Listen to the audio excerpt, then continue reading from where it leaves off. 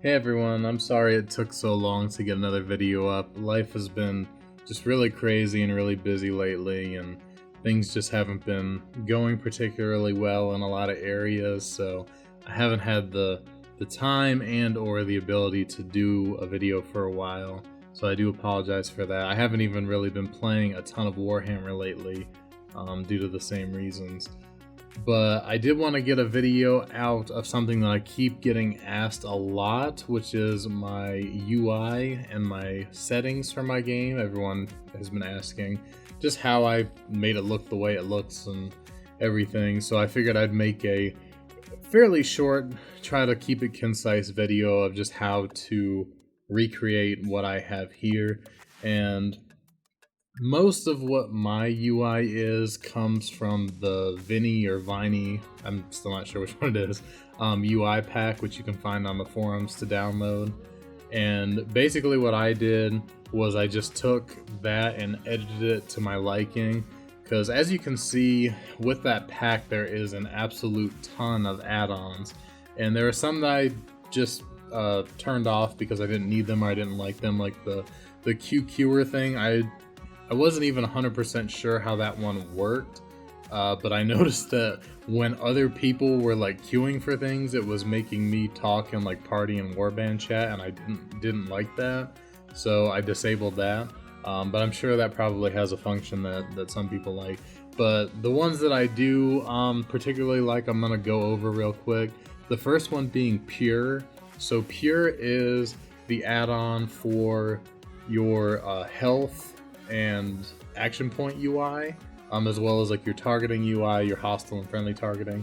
All that is wrapped up into Pure, and I really like that because it's highly customizable. Going through, you can see all the different options. You can change like the texture of the bar, you can change all the colors and the different settings. One of the main things though is this tripped me up a lot when I first got it. For some reason with mine, it came with the player health bar with the alpha turned all the way down, so I couldn't see it, and I don't know why that is. Maybe it was just the initial setting because they weren't using it, because there is another one that kind of shows up by your head as well, but I like to have that. I like that classic MMO feel of my health and resource points being readily available for me to see on the screen, so you can just slide that alpha all the way up and it'll pop out. You can see as the slider moves how that changes. And you can do that for all of them, for your hostile target and your friendly target, and you can change like the size and how you want them to look individually. Very highly customizable, which mine is pretty basic to what it came as, but I do like having the option to change it up. I like to change my UI up from time to time, so definitely like this one. Also, if you want to move them around like I have, the add-on pack comes with some add-ons that allow you to move basically anything in the UI and also hide things in the UI that you normally wouldn't be able to hide. So if you go into your actual UI editor, you can move all these panels around and kind of put them where you like. I like mine down in the middle, side by side, just where my hotbar is, because I like for my focal point of vision to have all that information kind of in the same area. So the next really important add-on in this pack to me is State of the Realm. This is arguably one of the most important add-ons to have, and what this does basically is it shows you the state of the realm. It shows you the current zones that are available to fight in. So if you're in, say, the dwarf and greenskin zone, or well, if you're not in them, it'll actually show you them here on the screen. It'll show you what stars each of the keeps is, which of the battle objectives are secured by which faction, about how many players are in the area, whether it's just scouts or parties, warbands, a vanguard, a battle host. It'll show you, a good idea of how many players and what the AAO is, the against all odds for each of the factions is, depending on how many players are in the zone. And on the keeps, it will actually show you what status the keeps are. So if it's just plain nothing, it's not under attack or anything, it'll show you if the outer door is going down, if the inner door is going down, and if the lord is under attack. So this is all really, really good information to just have at a glance for you to see when you log on, or to see when you want to move to a new zone. You can actually get an idea of what the current battle situation is throughout the whole world. So another one of the add-ons I have is called Enemy. I haven't really messed with this one a whole lot. It has a ton of different options and settings and things that you can do, and honestly it was a little bit intimidating to me. So that is kind of like a use at your own discretion. I'm sure there's a really lot of cool functions in it that I just haven't figured out yet. The main thing that I've been using it for is to mark targets. It has a handy little bar of different markers that you can put on players, so you can, mark your party leader, or mark your main assist, or mark your guard target if you're not using a guard add-on, things like that. And also I think it has it has a guard add-on like watcher built into it, so you can see how far you are from your guard target and all that. So it has some really cool functionality there, and it's definitely one that I would recommend, because the few things that I've messed around with that can do make it worth it as its own, but the additional things that it looks like it can do probably make it even more worthwhile for people. Another add-on that wasn't part of the pack that I just downloaded myself is called Paint the Leader, and this is just helpful because it puts a very noticeable star marker on your warband leader, and I've just found it to be really helpful for when you're in a warband, because most of the time your leader is going to be telling you either regroup on them or to follow them or whatever, and it just makes it a lot easier to see them at a glance in the sea of people everywhere. And on top of that, it's also nice when you're in an open warband and your leader keeps changing. So with Enemy, if you mark a player, it stays on that player no matter what, even if they leave your warband.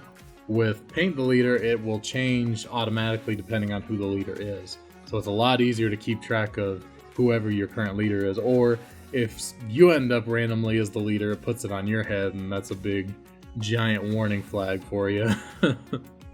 Another add-on that I really like is called Buff Head. I already talked about this in a previous video, but basically it just puts buffs on your head and enemy players' heads, friendly players' heads, whenever they get buffs or debuffs. And it's just a really nice, way to see if your debuffs are hitting enemies or if your buffs are hitting friendlies and things like that. So that's definitely a recommended download from me as well. So moving on to my actual settings, graphical settings, which are really the only ones that are important. Personally, I play at 1440p just because that's what my monitor resolution is, and that's what works for me. I play in windowed mode instead of full screen, mainly because when I'm streaming and recording, it's just a lot easier to not have to tab out of a full screen application. I pretty much do that with all my games. But from what I understand, full screen overall runs better. It's usually the case for most games, so if you don't have a problem with it being in full screen, that might work better for you, but your mileage may vary on that. As far as my actual performance settings, I do run custom settings, things that I've kind of tweaked and edited over time to try to make work best for me. So like for my draw distance, I have that all the way down. I have the water reflections and everything turned off. I have the grass on still, but I have the other stuff turned off. I've got my my spell effects to only play on myself. I've got the effects set to fastest frame rate. My GPU texture cache all the way up. Basically everything is just set for maximum performance to try to minimize those FPS drops and the stuttering as much as I possibly can. And one thing too, over in the chat section, and this was something that I read on the forums that I didn't even think about, turn your scroll limit down either to like 120 or 500 from what the default is. Apparently for whatever reason this also has an effect on your lag and your stuttering, so turning this down will help that out some. I did notice a bit of a help. I kind of did all these changes at once, so it's not real easy to see what helped and what didn't, but overall if you're looking for pure performance, this is another one of those settings that I would recommend turning down. Going on from there, a few other recommended changes over in the targeting tab is to turn off as many names as you're comfortable with, especially like when it comes to friendly and enemy players when you're in big battles. Having all those names on the screen does add more lag to your overall experience, and also changing the font type down to simple from stylized will also increase your frame rate too. So if you don't care as much about having those little details of the fancy names or being able to see everybody's names on the field. I usually just do like my name because I personally like it, and like my target's name, and that's generally about good enough for me. So you can tweak this as you need, but the less will be better for your overall performance.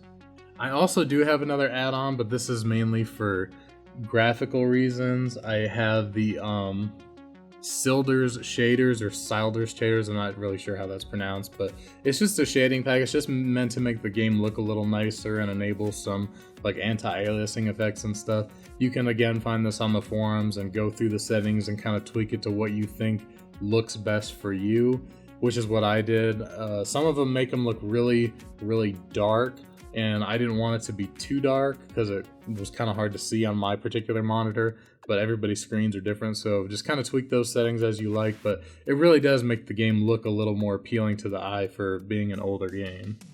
And I know I keep emphasizing this a lot, but it's really important.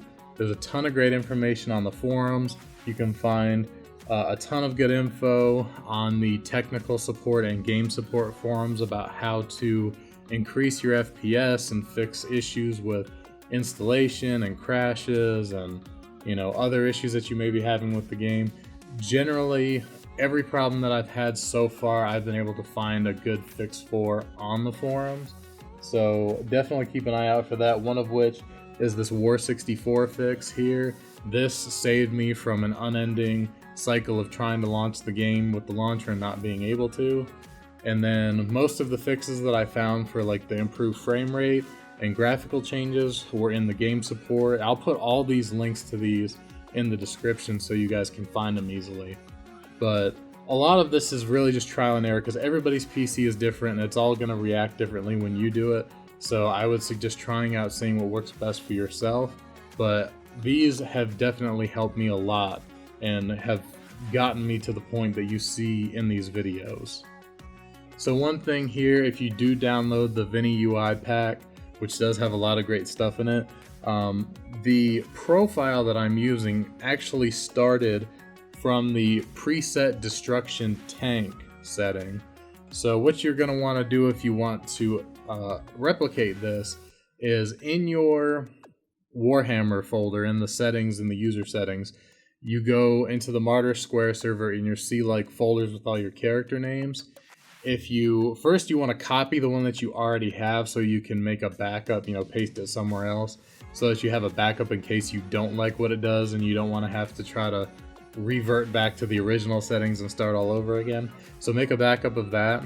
But then when you install the pack, it will come with presets that it'll say like order, tank, order healer, destruction tank, destruction healer.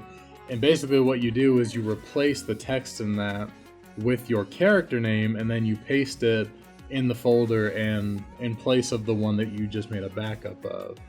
So this will essentially give you a preset UI that then you can go and customize to your liking, and that's what I did with the destruction tank one. I started with that, and then I just started tweaking everything to my liking.